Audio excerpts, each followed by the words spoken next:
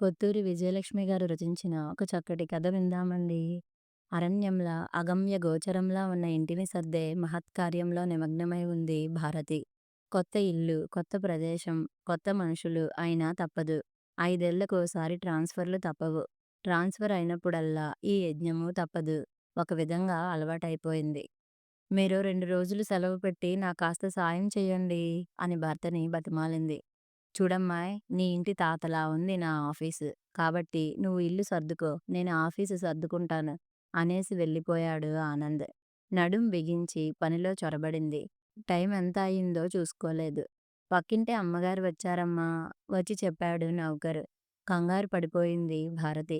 కూర్చోబెట్టు వస్తున్నా అని చెప్పి లోపలికి వెళ్ళి మొహం కడుక్కొని తల దువ్వుకొని డ్రాయింగ్ రూంలోకి వచ్చింది. వచ్చిన ఆవిడని చిరునవ్వుతో పలకరించింది. నా పేరు మీనాక్షి. పక్కిల్లే మాది. పరిచయం చేసుకుంది ఆవిడ. మాటలు మొదలయ్యాయి. మీ సొంత ఊరు ఏ ఊరండి? అడిగింది మీనాక్షి. గుంటూరు. మీనాక్షి మొహం వికసించింది. అయితే మా జిల్లా వాళ్ళే అన్నమాట. మాది నరసరావుపేట. మీకు పిల్లలెంతమంది? మరో ప్రశ్న వేసింది. భారతి ముఖంలో నవ్వు మాయమైంది. లేరు. తలొంచుకొని సమాధానం చెప్పింది. అరే! పెళ్ళై చాలా ఏళ్ళయిందనుకుంటానే. అసలు పుట్టనే లేదా? లేకపోతే ఆశ్చర్యపోతూ ఆరాలు మొదలెట్టింది మీనాక్షి. నిట్టూర్పు బలవంతాన అణచుకుంది భారతి. పెళ్ళైన కొత్తలో ఓ బాబు పుట్టిపోయాడు. తర్వాత 2 అబార్షన్స్ అయ్యాయి. ఓపిగ్గా సమాధానం చెప్పింది. పాపం పోనీ ఆయుర్వేద వైద్యం ప్రయత్నించలేకపోయారా? మా ఆడపడుచు తోటికోడలికి ఇలాగే అయితే తెనాలిలో మందిప్పించారు. సానుభూతిగా చూస్తూ సలహా ఇచ్చింది మీనాక్షి. భరించలేనంత విసుగ్గా ఉన్నా నవ్వు తెచ్చిపెట్టుకొని మాట మార్చింది భారతి. మీరు ఇక్కడికి వచ్చి ఎన్నాళ్ళయింది? అందరూ పరిచయమేనా మీకు? బోలెడు కబుర్లు చెప్పింది మీనాక్షి. ఊరి వివరాలు చెప్పింది. సాయంత్రం వాళ్ళింటికి టీకి రమ్మని ఆహ్వానించింది. వాచీ చూసుకుని అరే చాలా సేపయింది వచ్చి వెళ్తాను అంటూ లేచింది. గేటు దాకా వెళ్ళి దిగబెట్టి వచ్చింది భారతి. మళ్ళీ పనిలో మునిగిపోయింది. అన్నీ సర్దుకునేసరికి 10 రోజులు పట్టింది. అబ్బా ఒకటే పని అని విసుక్కున్న భారతి ఆ పని కాస్త అయిపోయేసరికి ఏం చేయాలో తోచకుండా తయారైంది. వంటకి మనిషి, పై పనులకి మనిషి, తోటమాలి ఇక తను చేసే పనేముంది? పొద్దున 10కి వెళ్తే సాయంత్రం వస్తాడు ఆనంద్. రోజంతా ఖాళీ. మహిళా మండలిలో చేరింది. అందరితోనూ పరిచయం అయింది. అయినా కాలం గడవడం లేదు. అద్దంలా ఉన్న ఇంటిని ఎంతకని సర్దటం? చదివిన పుస్తకాలే ఎంతకని చదవడం? ఇల్లిల్లు తిరుగుతూ ఊసిపోని కబుర్లు చెప్పడం అంటే భరించలేనంత విసుగు భారతికి. ఏం చెయ్యాలా అని ఆలోచించి బుర్ర బద్దలు కొట్టుకుంటూ ఉండగా తోచింది చక్కటి ఆలోచన. కాలనీలో బోలెడు బంగళాలున్నాయి. ప్రతి బంగళాకి 2 హౌసులు. హౌసుల్లో బోలెడు మంది పిల్లలు. ఊరికే గాలికి తిరుగుతూ అల్లరి చేస్తుంటారు. వాళ్ళందర్నీ చేరదీసి చదువు చెప్తే ఆ సాయంత్రం లాన్‌లో కూర్చుని టీ తాగుతూ భర్తకు చెప్పింది. ఓ దివ్యంగా ఉంది నీ ఆలోచన అన్నాడు ఆనంద్. అయితే అందరికీ ఫోన్లు చేసి చెప్తాను. వాళ్ళ హౌసుల వాళ్ళకి చెప్పమంటాను అంటూ తూరీగలా పరిగెత్తింది భారతి. భారతి వెళ్ళిన వంక చూసి బరువుగా నిట్టూర్చాడు ఆనంద్. భార్య పట్ల వల్లమాలిన ప్రేమాభిమానాలతో పాటు అమితమైన గౌరవం కూడా ఉంది అతనికి. నిగర్వి, సంస్కారం మూర్తి భవించిన మనిషి. అందరూ ఆడవాళ్ళలాగే భారతికి కూడా పిల్లలంటే ఎంతో ఇష్టం.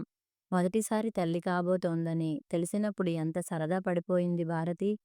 కానీ ఘోరమైన నిరాశ పొందాల్సి వచ్చింది. Still birth. ఆ తర్వాత 2 సార్లు నిరాశే ఎదురైంది.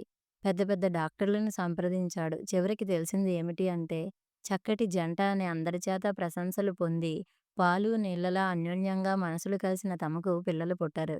పుట్టినా సవ్యంగా ఉండరు. గరళం లాంటి నిజం. తమ ఇద్దరికీ పిడుగులాంటి వార్త. తను బాధపడ్డాడు. కానీ అది వేరు.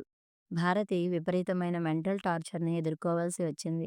సూటిపోటి మాటలు, ఉచిత సలహాలు, తలతో కాలేని ఆలోచనలు, అడ్డం దిడ్డం ప్రశ్నలు ఇవన్నీ పాపం భారతికే.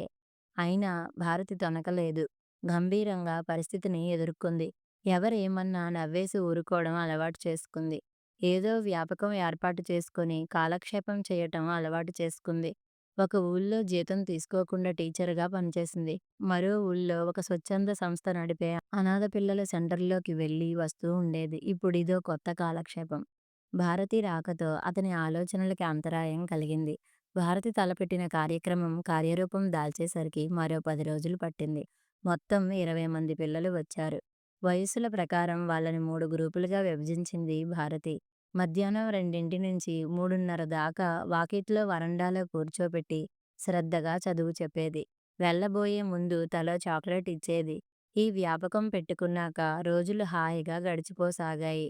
పొద్దున్నే లేచి స్నానం, పూజ, ఆనంద్ వెళ్ళాక కాసేపు పుస్తకాలు చదువుకోవటం, భోజనం చేశాక కాసేపు విశ్రాంతి, ఆ తర్వాత పిల్లలకి చదువు చెప్పటం, తర్వాత తోట పని, అదయ్యేసరికి ఆనంద్ వచ్చేస్తాడు.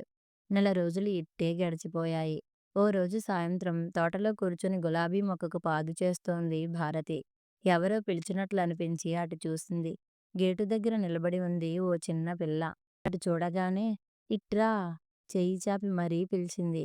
వెంటనే అటు వెళ్ళింది భారతి. "ఈ తోట నీదా?" అడిగింది ఆ అమ్మాయి. పరిశీలనగా చూసింది భారతి. 5 ఏళ్లుంటాయేమో. సన్నగా, మురికిగా ఉంది. పాత గౌను వేసుకుంది. అయినా అందంగానే ఉంది. అసలు పిల్లలకి అందచందాలతో పనేముంది? ఆ పసితనమే అందం. అమాయకంగా చూస్తే ఆ పువ్వుల్లాంటి కళ్ళు ఏ కల్మషమూ లేని నవ్వే పెట్టని అలంకారాలు. "ఈ తోట నీదా?" రెట్టించింది. "అవును నాదే" సమాధానం చెప్పింది భారతి. "నాకో పువ్వు ఇస్తావా?" ముద్దుగా అడిగింది. "ఏం చేసుకుంటావ్? తల్లో పెట్టుకుంటావా?" "ఊహూ, జేజీకి పెడతా" చెప్పింది. "లోపలికి రా" అంటూ గేటు తెరిచింది భారతి. లోపలికి వచ్చింది. "నీ పేరేమిటి?" అడిగింది భారతి. "పాప" సమాధానం చెప్పింది. "మీ ఇల్లెక్కడా?" అడిగింది. అక్కడ దూరంగా చెయ్యి అటుగా చూపించి చెప్పింది. "నీకే పువ్వు కావాలి?" అంది భారతి. కళ్ళు విప్పార్చుకుని తోటంతా చూసి చివరికి ఓ గులాబీ పువ్వు ఎంచుకుంది. జాగ్రత్తగా కోసి ఇచ్చింది భారతి. "ఇంకోటి కావాలా?" అడిగింది. "వద్దు" అంది పాప. లోపలికి వెళ్ళి 2 చాక్లెట్లు తీసుకొచ్చి పాపకి ఇచ్చింది భారతి. కానీ పాప తీసుకోలేదు. "వద్దు, మా అమ్మ కోప్పడుతుంది" అంది. "పర్వాలేదులే, నేనిచ్చానని చెప్పు మీ అమ్మకి" బలవంతంగా ఇచ్చింది భారతి. "నేను వెళ్తా" అనేసి వెళ్ళిపోయింది పాప.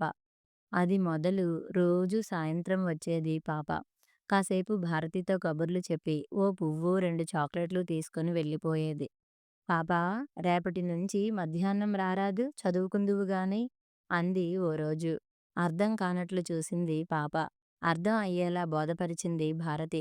"అమ్మో, అమ్మ కోప్పడదు" అంది భయంగా. "ఏం కోప్పడదు, చదువుకుంటే మా పాప బంగారు తల్లి అని మెచ్చుకుంటుంది" అంది భారతి. పాప కళ్ళు మెరిశాయి. "అయితే వస్తా" అంది వెంటనే. "రేపు మధ్యాహ్నం 2:30 సైరన్ కూస్తుంది చూడు, అప్పుడు వచ్చేసేయ్. వచ్చేటప్పుడు మీ అమ్మనడిగి పలకా బలపం తెచ్చుకో" అని చెప్పింది. మర్నాడు వచ్చింది వట్టి చేతుల్తో. "పలక తెచ్చుకోలేదేం?" అడిగింది భారతి. "అమ్మేమో ఊరికెళ్ళింది. తాత దగ్గర డబ్బుల్లేవుట. అమ్మ వచ్చాక అడిగి తెస్తాను" అని చెప్పింది. "సరే పోన్లే, అలా కూర్చో" అని కూర్చోబెట్టి చేత వెన్న ముద్ద పద్యం నేర్పించింది భారతి. ఆ సాయంత్రం ఓ పలక, బలపం తెప్పించి మర్నాడు పాప రాగానే ఇచ్చింది. "నాకొద్దు, మా అమ్మ కోప్పడుతుంది" అంది పాప.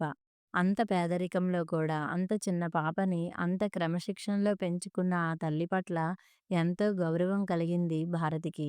"అమ్మ కోప్పడదులే, ఊరికెళ్ళిందన్నావుగా, వచ్చాక మీ అమ్మనడిగి కొత్త పలక కొనుక్కుని ఇది నాకిచ్చేద్దువు గాని. అప్పటిదాకా రాసుకో" నవ్వుతూ చెప్పింది భారతి. తలాడించి తీసుకుంది పాప.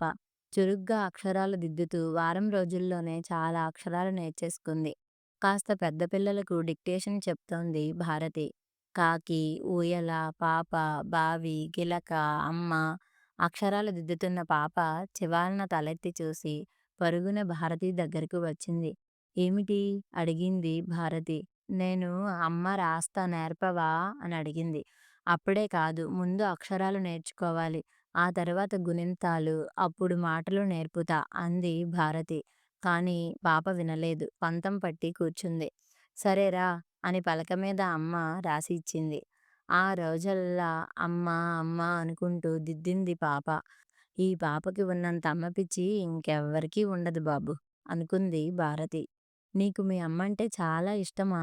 అని అడిగింది. కిలకిల నవ్వింది పాప. "అవును" అంది సంబరంగా. భారతి స్కూల్ చక్కగా సాగిపోతోంది. దసరా పండుగ దగ్గర పడుతోంది. వరండాలో కూర్చొని ఉత్తరం రాసుకుంటోంది భారతి. పాప వచ్చింది. ఏంటది? కుతూహలంగా అడిగింది. ఉత్తరం. ఉత్తరం అంటే? కుతూహలంగా అడిగింది. ఉత్తరం అంటే మన బంధువులు, స్నేహితులు ఎవరైనా ఊళ్ళల్లో ఉంటారు కదా! వాళ్ళని మనం చూడలేం కదూ! అందుకని ఇలా ఉత్తరం రాస్తే అది వాళ్ళకి చేరుతుంది. మనం చెప్పాలనుకున్నవి అన్నీ ఇందులో రాసేయొచ్చు వివరంగా చెప్పింది భారతి. ఓహ్! అంటూ బుర్రాడించింది పాప. ఎవరికి రాస్తున్నావు? మా అమ్మకి. ఏమని రాస్తున్నావు? దీపావళి పండక్కి రమ్మని రాస్తున్నా. రాస్తే వస్తుందా? తప్పకుండా వస్తుంది. మాట్లాడుతూనే ఉత్తరం రాయడం ముగించి ఇంగ్లాండ్ మడిచేస్తుంటే, అరే! అలా నలిపేస్తావేం? అడిగింది పాప. నలపడం కాదు. ఇలా మడతపెట్టి ఇక్కడ అడ్రస్ రాయాలి. అడ్రస్ అంటే? మా అమ్మకి రాస్తున్నాను కదా! ఆవిడ పేరు రాయాలన్నమాట. మరింత వివరంగా చెప్పింది భారతి. కళ్ళు విప్పార్చుకుని చూసింది పాప. శ్రద్ధగా వింది. దసరాకి పిల్లలకి వారం రోజులు సెలవులు ఇచ్చింది భారతి. మళ్ళీ స్కూల్ మొదలు పెట్టగానే స్వీట్, హాట్ చేయించి పెట్టాలి అనుకుంది. అనుకుందే గాని పండుగకి ఒకరోజు ముందే జ్వరంతో పడకపెట్టింది. ముందు మామూలు జ్వరం అనుకున్నారు గాని తర్వాత టైఫాయిడ్ అని తెలిసింది. భారతి తల్లి ఊరు నుంచి వచ్చింది. ఆనంద్ సెలవు పెట్టి భార్య పక్కనే కూర్చున్నాడు. వారం రోజుల తర్వాత జ్వరం తగ్గింది. బాగా నీరసపడిపోయింది భారతి. పిల్లలు వచ్చారా అమ్మా? వాళ్ళకేం చెప్పారు? పక్కనే కూర్చొని పళ్ళరసం తీస్తున్న తల్లిని అడిగింది. వచ్చారు. నీకు జ్వరం వచ్చిందని, తగ్గాక మళ్ళీ కబురు చేస్తామని చెప్పి పంపించాడు అల్లుడు అంది ఆవిడ. ఎవరో పాపట నీకోసం ప్రతిరోజూ వచ్చేది. అబ్బా! ఏం మాట్లాడుతుందో వాగుడుకాయ. పళ్ళరసం అందిస్తూ చెప్పింది. చిన్నగా నవ్వింది భారతి. ఏం చెప్పింది? అడిగింది. తోటమాలి వెనకబడి ఊరికే విసిగిస్తుంటే విసుక్కున్నాడు వాడు. అమ్మగారికి జ్వరం తగ్గేదాకా రాకు నువ్వు అన్నాడట. నా దగ్గరికి వచ్చి చెప్పింది. వాళ్ళ అమ్మకి ఉత్తరం రాసిందట. దీపావళికి వస్తుందిట వాళ్ళమ్మ. నీతో చెప్పమంది అంది ఆవిడ. ఈసారి వస్తే నా దగ్గరికి తీసుకురండి అని చెప్పింది భారతి. కానీ పాప రాలేదు. దీపావళి పండుగ 4 రోజుల్లో వచ్చేసింది. కొద్దిగా కోలుకున్న భారతి ఉత్సాహంగా పండగ పనులు మొదలుపెట్టింది. తల్లి వారించినా వినకుండా పనివాళ్ళను వెంటపెట్టుకుని ఇంటి బూజులు దులిపించే కార్యక్రమం మొదలుపెట్టింది. వాకిట్లో వరండా వైపునున్న కిటికీలో పడి ఉన్న ఉత్తరం భారతి కంటపడింది. ఇంగ్లాండ్ కవరు యథాలాపంగా తీసి చూసింది. ఎవరిదో పాత ఉత్తరం. దానిమీద అక్షరాలు అతుక్కుపోయాయి. మట్టి కొట్టుకుపోయి ఉంది. అడ్రస్ జాగాలో అమ్మ అని రాసి ఉంది. ఆ రాత గుర్తే భారతికి. పాపది. తెల్లబోయిన భారతికి ఒక్క క్షణంలో అంతా అర్థం అయిపోయింది. పాప వాళ్ళ అమ్మకి రాసిన ఉత్తరం ఇదా? ఏ రోడ్డు మీదో కనిపించిన పాత ఉత్తరం తీసుకుని దానిమీద అమ్మ అని రాసి ఇక్కడ పడేసింది. వెర్రిపిల్ల. కలుక్కుమంది భారతి మనస్సు. వెంటనే పాపను చూడాలనిపించింది. లోపలికి వెళ్ళి చెప్పులు వేసుకుని పర్స్ తీసుకుని బయలుదేరింది. ఎక్కడికమ్మా? అడిగింది పనిమనిషి. ఇప్పుడే వస్తా అనేసి వెళ్ళిపోయింది. రిక్షా మాట్లాడుకుని పాప ఎప్పుడో చెప్పిన గుర్తుల ప్రకారం వెతుక్కుంటూ గుడి దగ్గరకు వెళ్ళింది. గుడి దగ్గర రిక్షా దిగి డబ్బులిచ్చి పంపేసి చుట్టూ చూసింది. గుడికి అంత దూరంలో చెట్టు కింద గోనె సంచి పరుచుకొని ఎదురుగా ఓ చెక్క పెట్టెలో జీడులు, చౌక రకం చాక్లెట్లు, బఠానీలు పెట్టుకు కూర్చుని ఉన్నాడు ఓ ముసలతను. 60 ఏళ్లుంటాయి. మురికిగా ఉన్న పంచె, దానిమీద ఖాకీ షర్టు. నేరుగా అతని దగ్గరికి వెళ్ళింది భారతి. ప్రశ్నార్థకంగా చూశాడతను. తాతా ఇక్కడెక్కడో ఓ చిన్నపిల్ల ఉండాలి. వాళ్ళిల్లు ఎక్కడో మీకు తెలుసా? ఆత్రంగా అడిగింది. పకాల్న నవ్వాడు తాత. బోలెడంత మంది పిల్లలున్నారమ్మా. ఎవరిల్లు కావాలి? నవ్వుతూనే అడిగాడు.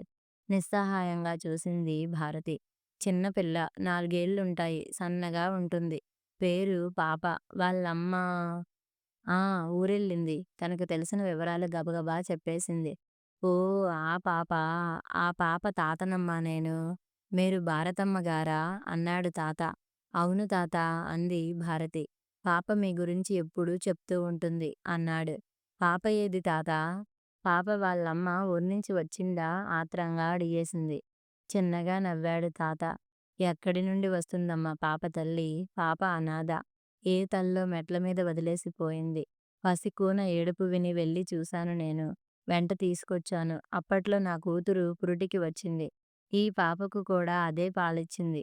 తరువాత నాకు చేతనైనట్లు పెంచాను. కడుపుకింత పెట్టాను. నాకు దీనికి ఏ రుణమో నా పాల పడింది అన్నాడు. నిర్ఘాంతపోయింది భారతి. మరి ఎప్పుడు వాళ్ళమ్మని తలుచుకుంటుందేం? మాటలను విని పాపకి వాళ్ళమ్మ దగ్గర చాలా చనువని అనుకున్నాను నేను. అంది ఇది నమ్మనట్లు. మళ్ళీ నవ్వాడు తాత. నిజమేనమ్మా! పాపకి అమ్మంటే ఎంతో ఇష్టం. ఇష్టం కాదు పిచ్చి ప్రేమ. చిన్నతనంలో అది నోరు తెరిచి మాట్లాడింది మొదటి మాట అమ్మ. ఎంత అల్లరి చేస్తున్నా అదిగో అమ్మ వస్తుంది నిన్ను కోపడుతుంది అంటే టక్కున ఆపేసేది. నా కూతురిని, దాని కొడుకుని చూసేది కదా! చిన్నతనాన అమ్మేది అని అడిగింది. నిన్ను వదిలేసి వెళ్ళిపోయింది అని చెప్పలేక ఊరికెళ్ళిందమ్మా అని చెప్పాను. నమ్మేసింది. ఎప్పుడొస్తుంది అని అడిగేది. సంకురాత్రికి వస్తుంది, కొత్త అమావాస్యకొస్తుంది అని ఏదో నోటికొచ్చింది చెప్పేవాడిని. ఇప్పటికీ అంతే అలాగే చెప్తాను. ఆశగా చూస్తుంది. గడువు దాటాక 2 రోజులు ఏడిచి ఊరుకుంటుంది. మళ్ళీ మొదలు. ఏమిటో వెర్రితల్లి అన్నాడు తాత. నిలువునా నీరైపోయింది భారతి. పాపేది తాతా అడిగింది.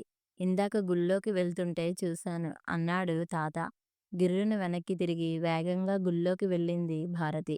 ఎక్కువ శ్రమ పడకుండానే కనిపించింది పాప. పిల్లని వెంటబెట్టుకుని గుడికి వచ్చిందొకావిడ. ఆ పాపని ఎత్తుకుని గంట కొట్టించి గుడి ముందు కూర్చొని ఒళ్ళో కూర్చోపెట్టుకొని ప్రసాదం నోటికందించింది ఆవిడ. ఏదో అంది పాప. నవ్వుతూ పాప బుగ్గలు ముద్దు పెట్టుకుంది ఆవిడ. ధ్వజస్తంభానికి ఆనుకొని నిలబడి నోట్లో వేలు పెట్టుకొని ఆశగా సర్వం మరిచిపోయి దీక్షగా వాళ్ళ వంక చూస్తోంది పాప. భారతి కళ్ళ వెంట గిర్రున నీళ్లు తిరిగాయి. వెంటనే వెళ్ళి పాప భుజం మీద చెయ్యి వేసింది. ఉలిక్కిపడి చూసింది పాప. వెంటనే ముఖం కలకలలాడింది. నీ జ్వరం తగ్గిపోయిందా అడిగింది. తగ్గిపోయిందమ్మా చెప్పింది భారతి. నీకు తెలుసా, దీపావళికి మా అమ్మ ఊరి నుంచి వచ్చేస్తోంది. నేను కూడా ఉత్తరం రాసేసాగా ఉత్సాహంగా చెప్పింది పాప. వెంటనే చేతులు చాచి పాపని గుండెలకి హత్తుకుంది భారతి. పాపా, నేనే మీ అమ్మని, నీకోసం వచ్చేశాను అంది ఆవేశంగా. తెల్లబోయింది పాప. నువ్వు అమ్మవా? కాదు, మా అమ్మ ఊరెళ్ళింది అంది. కాదమ్మా, నేనే మీ అమ్మని. ఊర్నించి నీకోసమే వచ్చాను. నీకోసం వెతుకుతున్నాను. మరి నేను ఊరికెళ్ళినప్పుడు నువ్వు చాలా చిన్న పాపాయివి. ఇప్పుడేమో పెద్ద దానివయ్యావు కదా! అందుకే గుర్తుపట్టలేకపోయాను. ఇంకా అపనమ్మకంగా చూస్తోంది పాప. నిస్సహాయంగా తలెత్తిన భారతికి ఎదురుగా తాత కనిపించాడు. వెర్రిదానిలా అతని దగ్గరికి పరుగెత్తింది. తాతా, పాప నా మాట నమ్మటం లేదు. నువ్వైనా చెప్పు, నేను పాపకి అమ్మని కదూ! పాప అమ్మని నేనే కదూ! కళ్ళవెంట నీరు కారి చెంపలను తడిపేస్తుండగా చేతులు జోడించి ప్రశ్నిస్తున్న భారతి వంక నిశితంగా చూశాడు తాత. ఆ కళ్ళలోని అర్థింపుని గుర్తించాడు. అవును తల్లీ, పాపకు తల్లివి నువ్వే. పాపా, ఇదిగోనమ్మ మీ అమ్మ అన్నాడు. నిర్ఘాంతపోయి నిలుచుండిపోయింది పాప. ఆ కళ్ళల్లో 1000 మెరుపులు మెరిశాయి. పాపా! దగ్గరగా వెళ్ళి భుజం మీద చెయ్యి వేసింది భారతి. వెలిగిపోతున్న పాప ముఖంలో ఒక్కసారి కోపం, భయం అలుముకున్నాయి. ఆ చెయ్యి విదిలించి, కొట్టి దూరంగా వెళ్ళిపోయింది. పో, నీతో నేనసలు మాట్లాడను. నన్నొదిలేసి ఊరికెందుకెళ్ళావు? నిలదీసి అడిగింది. కన్నీళ్లతోనే నవ్వింది భారతి. పొరబాటు అయిపోయిందమ్మా! ఇంకెప్పుడు వెళ్ళనుగా బతిమాలింది. కానీ పాప లొంగి రాలేదు. మూతి బిగించుకొని తన నిరసనను తెలియజేసింది. ఎంతగానో బుజ్జగించింది భారతి. అయినా పాప లొంగి రాలేదు. పో అయితే, నా కోపం వచ్చిందంటే మళ్ళీ వెళ్ళిపోతాను జాగ్రత్త! ఆఖరి అస్త్రం ప్రయోగించింది భారతి. అదిరిపడింది పాప. ఆ కళ్ళు భయంతో రెపరెపలాడాయి. ఒక్క పరుగున వచ్చి భారతి మెడ చుట్టూ చేతులు వేసి గుండెలకు హత్తుకుపోయి బావురమంది. అమ్మా, వెళ్ళొద్దమ్మా! భారతి మనసు నిలువెల్లా పులకించిపోయింది. అంది అందక చేజారిపోయిన మాతృత్వంలోని మాధుర్యం తనివి తీరా చవిచూస్తూ పాపను గాఢంగా హత్తుకుంది. వెళ్ళను తల్లీ, వెళ్ళను అని మాట ఇచ్చేసింది. కథ సమాప్తం.